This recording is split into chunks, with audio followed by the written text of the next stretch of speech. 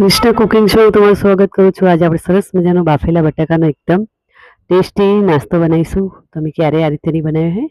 તો અહીંયા 3 બાફેલા બટાકા લીધા છે, તેને આપણે છોલી કાઢવાના છે. જો તમને મારો આ વિડીયો ગમે તો લાઇક, શેર અને સબસ્ક્રાઈબ કરજો, બેલ આઇકન દબાવજો અને કમેન્ટ કરજો. આ નાસ્તો ખરેખર ખૂબ જ સરસ બને તો બાળકોને ખૂબ જ ભાવશે. પછી બટાકા છોલાઈ જાય એટલે તેને આ રીતે કાંટાની ચમચીની મદદથી આ રીતે તેને મેશ કરી લેવા. એટલે કે તેનો માવો બનાવી લેવાનો છે એકદમ. તમે જોઈ શકો છો આ રીતે તેને બરાબર બટાકાને ભાગી લેવાના છે. પછી તેમાં એક લીલું મરચું સમારીને નાખી દેવાનું છે અને લીલા ધાણા થોડા નાખી દેવાના. 1/4 જેટલો ચાટ મસાલો, 1/4 જેટલો આમચૂર પાવડર અને એ ચપટી આપણે ગરમ મસાલો પણ લઈશું. પછી તેમાં 2 ચમચી જેટલો આપણે ચોખાનો લોટ લઈશું. પછી એમાં લગભગ 2 ચમચી જેટલું તેલ લઈશું. અડધું ચીઝ છીણી લઈશું. બહુ ટેસ્ટી એવો બન્યો હતો આ નાસ્તો. બાળકોને જરૂરથી બનાવીને ખવડાવજો, ખૂબ જ ભાવશે. તમે આની અંદર કાળા મરીનો ભૂકો પણ નાખી શકો છો. તો અહીંયા હું મીઠું ભૂલી ગઈ છું, તો મેં લાસ્ટમાં નાખ્યું છે મીઠું.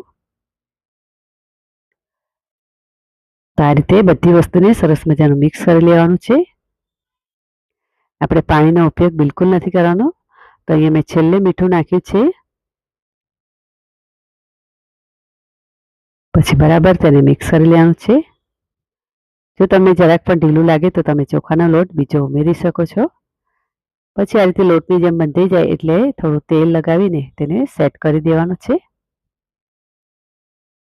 તેને આપણે રાખવાનો નથી, તરત જ તેના આપણે ચોરસ શેપ આપી દઈશું. આવી રીતે નાના નાના બોલ્સ બનાવીને પછી તેને ચોરસ શેપ આપી દઈશું. તમે કોઈ પણ શેપ આપી શકો છો, પણ મેં અહીંયા ચોરસ આપ્યા છે.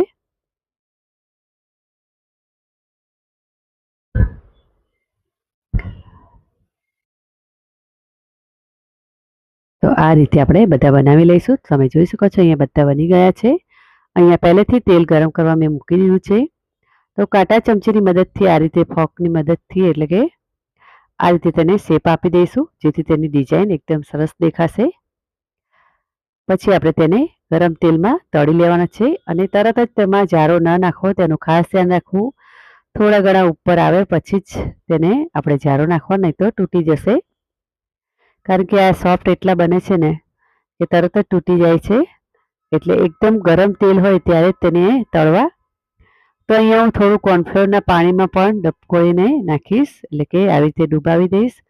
તમારી પાસે બ્રેડ ક્રમ્સ હોય તે પણ તમે ચોંટાડીને પણ અંદર નાખી શકો છો. તો અહીં બંને રીતે મેં બનાવ્યા છે. તો એકદમ ગરમ તેલ હોય તો જ નાખવું, નહીં તો તમારા ફાટી જશે, છૂટા પડી જશે. તો અહીંયા સરસ મજાના તળાઈ ગયા છે. ગોલ્ડન બ્રાઉન થાય ત્યાં સુધી તેને તળી લેવા. તમે જોઈ શકો છો અહીંયા એક થોડુંક ફાટી ગયું છે મારે. તો આ રીતે સરસ મજાનો ક્રિસ્પી નાસ્તો તૈયાર થઈ ગયો છે. તો તમે પણ આ રીતે જરૂરથી બનાવજો. ખરેખર બહુ ટેસ્ટી છે, ઉપરથી ક્રિસ્પી અને અંદરથી સોફ્ટ.